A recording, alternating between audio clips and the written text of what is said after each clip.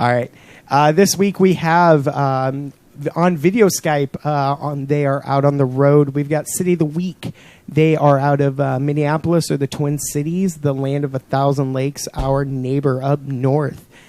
We've got Stef with an F. We've got Jackson, Brent, and Cody. How are you guys doing tonight? Doing awesome. Super awesome. So excited to see you guys. Yeah, thank you so much. Where are you guys at now? We're actually in Minneapolis. Oh, okay. Actually preparing to go to California.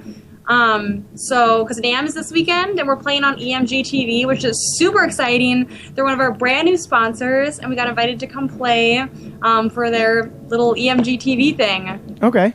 You guys have been down in our area most recently back in October. Is that correct, Sam? Yeah, I think it was. It was right after my surgery. So. Okay. Any chance you guys coming back through our area anytime? Yeah, absolutely. Yes. I mean, we love playing Sioux City. We have seriously the best friends there. We just love coming there. So we'll definitely be there sometime in the spring. Okay. Not exactly sure. We don't have a date for you yet, but it'll be in the next few months. Okay. Also, our show is actually sponsored by the Chesterfield, where you guys played last. And so that's really cool. But what are your some of your guys' like musical influences? I feel like we all have our own, which is surprising because I feel like all of our influences aren't really what City of the Week sounds like. But I guess we can just go down the line. Yeah. We want to start, Brent? Sure. My influences are all like old school, like heavy metal bands, like from the '80s, like Metallica, Megadeth. Alice in Chains is a huge influence. Alice in Chains is one of my top 5 bands of all time, definitely. Some newer stuff, I guess, like Mastodon. I really like sludgy doom shit. I swear. Yeah, it's internet radio. We're not censored, so fuck no. Can't swear. I'm just kidding. Yeah, we're uncensored. Say what you want. Yep. I guess I'll be totally honest. I listen to everything and anything. I like pop music because it's so catchy. I love a good hook. But I also really like Warped Tour bands. I like Chiodos, Pierce the Veil. I'm total fangirl. Little scenester. Scene girl. I'm more like on the opposite spectrum. I really enjoy EDM a lot. I also produce EDM. So I like people like Noisia. I like really hard stuff like 50 Carat. I also like local stuff, Nostalgia. So I mean, I like EDM stuff. But I mean, I also grew up listening to like Muse, Foo Fighters, some like good heart rock stuff. I really like Muse a lot. All right, actually, our producer of the show, he's really into the EDM, and in the future, we're going to host a EDM event coming up. Who are your biggest? Okay, Cody doesn't matter. You totally skipped somebody. That's so rude, Darren. Oh, I'm sorry. I'm looking at something. It always happens to Cody. Sorry, Cody. I'm kind of with Brent. I like rock. I like progressive rock a lot, like Circus Survive or like Chiodos and stuff like that. That's it. I'll keep it short. Okay. Who would you be? You'd say your biggest supporters? What do you mean as biggest supporters? I guess the biggest supporters. No, for an example, we've had bands say like their parents have been the biggest supporters. The fans, family, this and that. I would like to say the people that we've met along the road. I mean, it's crazy to think people that just randomly follow you on Twitter can become some of your best friends. I don't know, just by touring, and then people will be like, "Oh, I found you on YouTube," and then we end up, going to a campfire afterward, Sam, it's so random. Seriously, that's why we love touring. Is we get to see our best friends across the country. That's what I would say personally. I also think it's a mix of family too. I don't know. We definitely have a lot of family who's invested a lot of money into us and to push us forward and help us meet our goals that we want to meet by the end of the year. So it's definitely a mix of fans and family, I think, for sure. Okay. Now, every band has stories of their worst performance or something has happened along the way. Do you have any crazy stories from the road? Like worst performance or just a crazy tour story? But you could give us both if you'd like.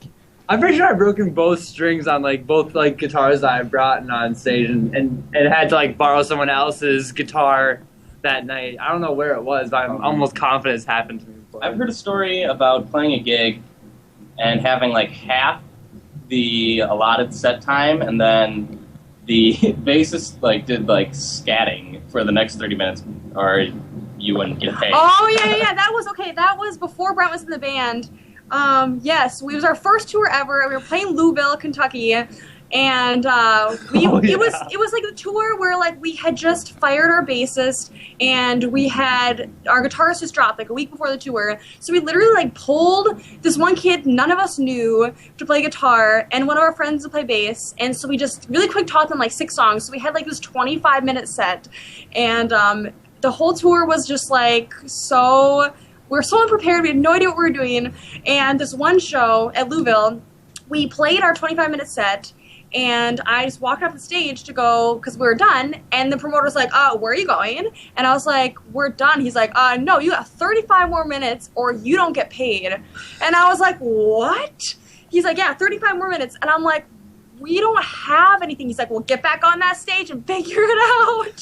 So our bassist our bassist at the time was great at improvising. So he literally just I'm like, Jordan, what do we do? So we just went to the mic and just scatted and started playing these funk riffs. And I just kind of was yeah, woo, we just improv for the next half hour. It was terrible. There was sound anything it was a huge venue. There was barely anyone there. It was a nightclub, so we're totally out of it. That was the worst. I think we have a DVD of it somewhere. We do have a DVD, but we're destroying it. It will never go anywhere. Yes, never coming out. That's horrible. There's also a time on that tour, Indianapolis, I stood on an amp and I fell off the amp on stage. That was really embarrassing too. And that is not on video. Thank God. Pulled the old Luke Bryan. Oh, jeez. So, to go off that, what was, I guess, the best show you've guys ever done? Crowd energy wise, I guess all the pieces went together. And I guess the best performance you guys ever. One that sticks out to me was actually a really recent one. December 13th, 2014, so a month ago, we played our hometown 7th Street Entry, which is it's right downtown Minneapolis. It's part of it's part of First Avenue, which is our premier in-town venue. We played with Courage My Love and A Moment in Time. Courage My Love's from Canada. We played Warped Tour with them. And it was, it's a smaller venue, so it's probably capped, 1 to 50 maybe. So it's a really tiny venue, and it was packed. People were really packed in there. We had tons of hometown support. We had people come from Colorado. People came from Missouri just to see us. And the room, it was so small, but the energy was unbelievable. Everyone was just shouting the words back. People were moving. That show, I just remember being on stage. It was a tiny stage, so we couldn't really move a whole lot, but I remember being in the crowd and just shoving the mic in their faces, and it was so off the hook. I had such a great time. Yeah, I would say that's probably one too. I was going to say that was a good one. We also sold out Denver on our most recent tour, the Attitude Adjustment Tour, and that was badass. Yeah, that was an awesome show. Okay. Do you want to agree? I agree. It's also cool to play with nationals. We've done plenty of nationals. Warped Tour obviously was pretty sick. Also playing with Asking Alexandria, that was a crazy show. And the Color Morale was a sold out show. There was 700 kids there, and we were direct support. So that was pretty intense too. Okay. I guess what's been the biggest name you guys either opened up for, or played with, went on tour with? I mean, Warped Tour this year had, Motionless in White. They had Issues. They had tons of bands that are dominating the scene of Mice and Men. Okay. So, obviously Warped Tour, but aside from Warped, maybe the All-Stars Tour. I See Stars from the All-Stars Tour. or That Asking Alexandria show was huge. Asking Yeah, Alexandria that was was a really big huge. one. At Skyway It Theater. was Asking Alexandria, August Burns Red, James Romans. Born of Osiris, Yep. and Crown the Empire. So it was like a 5-band package, which was nuts. Another huge show, we did a side stage at the Rave in 2012 with Mice and Men and August Burns Red, and that was pretty, like, crazy. The crowd was, like, insane. Okay. Where did I feel like I'm the only one asking questions? Do you guys have anything you would like to ask? Well, you talk so much. Actually, the guy down on the very end of the table, we searched long and hard and found the biggest City of the Week fan here in our town, and actually brought him on to talk to you guys. But so he's going to be our, I guess, the biggest fan question. It's Sam. Yeah, so I don't think I've talked to you guys since, let's say, October. So I just seen you guys do a lot and, become really big, and saw the new music video, and I was blown away because you guys have definitely come a far way, which is amazing because you guys were just a local band and just things kicked off for you guys well, and that's awesome. I guess my question was, do you guys plan on, doing more than you are already, or something along the lines of that? Absolutely. Can't stop, won't stop. Rockefeller Records. I mean, yeah. We obviously always want to, every year, we kind of make a game plan. Or, I mean, we've only been going we're still under 3 years old. So we're starting to really, like you said, we're kind of starting to take off just because of, like, hard work. And last year, 2014, was definitely, like, our year. We played over 100 shows. We played, like, 6 tours alone last year. So we always want to up the ante for the next year. This year we have big stuff planned. We're always going to be going harder until we can't go anymore. So, but definitely there's always going to be bigger things. And obviously the bigger we get as a band, the bigger opportunities we're going to get. We just pulled 6 sponsors in the last 2 months. So obviously bigger things are going to come the harder we work. Well, I actually have more than just myself. I brought these letters that I got from you guys. I got the get well letter from let's see, it was in October, and then I got the letter from recently with the CDs that you guys mailed, and I totally forgot about. I remember donating. I just didn't even think about I was gonna get something from you guys because it was just. I was more all about hey, I'm going to help these guys out. I'm going to help them do their thing, let them go on tour, and, they need more than just just a couple. We got our Vanna White display. Yeah, a letter. That was awesome. It was definitely cool, getting a letter from a band that's growing, constantly. It's amazing. You guys definitely have done well, and it's really cool. But yeah, thank you guys. I thought I would show that, all emotional now. Oh. He's tearing up. He's tearing up. It's got in tears. That's just seeing when we started filming this, I saw that letter. I'm like, there's no way in hell that's the get well letter. There's no way that he still has that from 4 months ago. There's no way. That's so crazy. Yeah, that's the first thing when he called me and he's like, is it true? Is it true? I'm like, what? And he's like, City of the Week. And I'm like, yeah. And he's like, when are you doing the interview? And I'm like, a little bit later. And so he actually took off work early to come to come hang out. And he's like, and telling me the story. He hurt his leg, and you guys sent him a letter. And he's like, I still have him, and I'll bring him. I'm like, all right, man. So. Oh my God. That was such a crazy night. I remember you hurt your knee. That was my birthday. Yeah. And then all of a sudden, it was just horrible. I was like, oh my God, oh my God. Yeah, and it was just I know, I'm terrible at explaining it. I'm just yeah, oh my God, yeah. But that was a crazy night, and we just were so worried about you. So we're so glad that you're doing much better. Yeah, thank you. I have the scar on it's pretty gnarly after the surgery. I actually have 4 scars, so. But I'm doing good, which is awesome. I mean, I'm not wobbling. I haven't lost a leg or anything. So I'd really like to know what crazy, I guess, crazy things have happened on road trips. Like, I mean, literally bizarre. Have people, like, obviously flashed the guys, or have you had people try to take you home? Have you had people... That happens on a weekly basis on Saturday nights after my, this show. People tried to take me home. Darren, can we take the focus off of you for 5 minutes, please? But my yeah, wife anything doesn't appreciate it. Anything like that crazy that's happened? Because I like to hear crazy road trip stories. No, it's not that crazy, but we played the Bitches Get Stitches tour.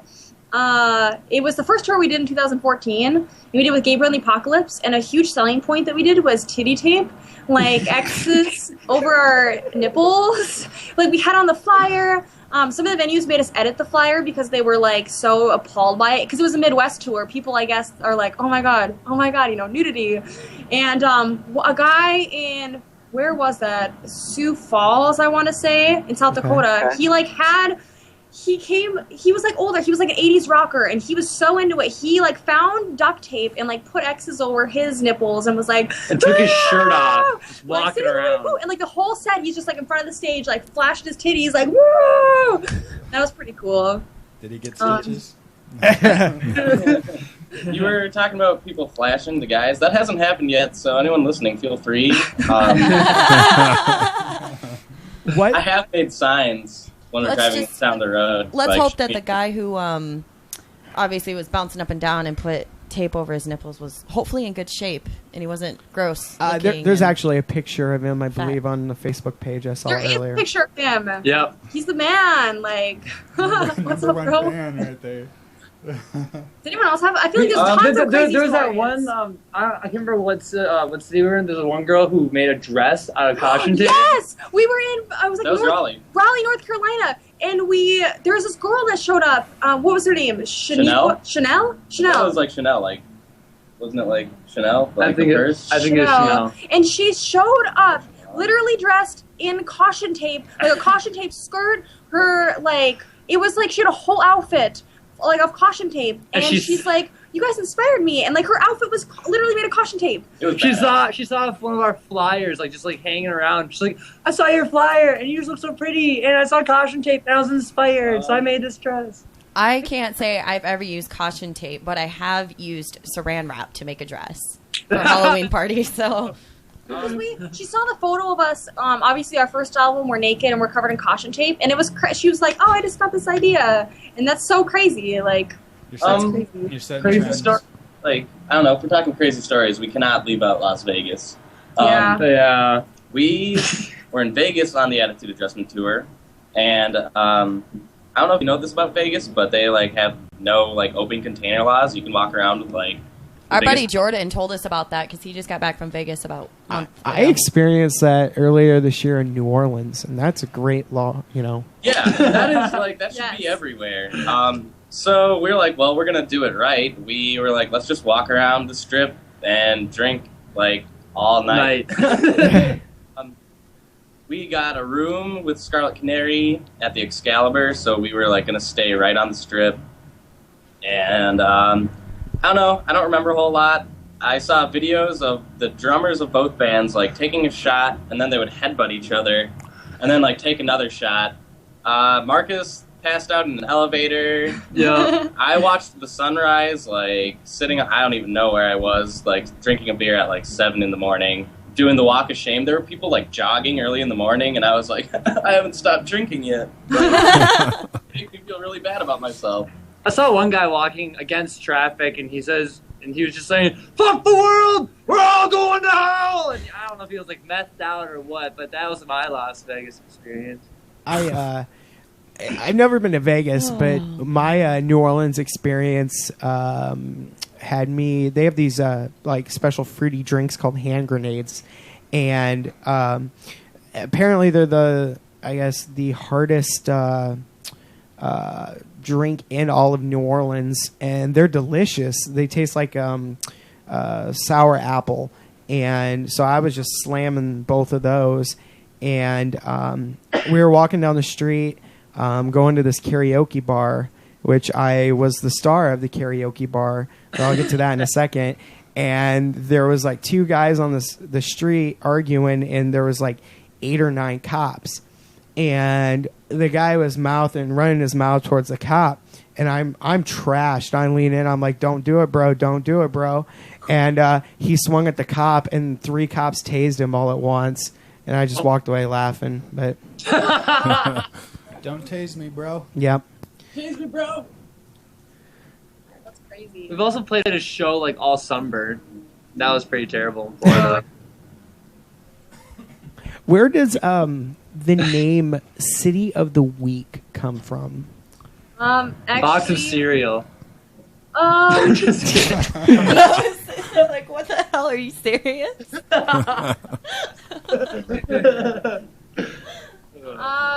we couldn't think of a name for a while. So basically, the first lineup that I had, we were brainstorming. We couldn't think of anything, and the old drummer just texted. It was between Conquer the City and Day of the Week, and then I don't know if he typoed or if he actually thought to combine them, but he texted me back City of the Week, and I was like, I read it to my friend Jake Brisson, who was in my dorm room at the time, and I looked up at him, and we're like, yep, like that's it, that's it, like that's our name, like it just stuck, like. No, so it's not really a cool story. Like it was basically like a text message. I don't know if it was like an error or anything, but that's basically it. So thank you spell check. You should get that screenshotted and hang it on, frame it on a wall. Yeah. I know, but my phone is destroyed. My phone got stolen like a little bit after that. Do you really think that she would have the same phone after all that time? I mean, no offense, but we are girls, and we are, we require like the new upgrades every 6 months. So. Yeah, totally. Who writes the music, and where does the inspiration for the songs that you guys write come from? We all take turns. I wouldn't even say take turns. We all just kind of throw shit at each other. Yeah, that's a good way of putting it. And when something is good, it just sticks, and we just kind of grow off of that, and just kind of add our own little touches to it, I guess. It's basically Stef just yelling at us, telling us to come up with ideas until something resonates. She goes, "Whoa, hold on, play that again. What was that? What was that one part?" Well, you can tell who runs the band. And then from there, she yells at us a little bit more, and by the end of a 2-hour crying session, we generally come out with some sort of musical tasting. It's not accurate at all.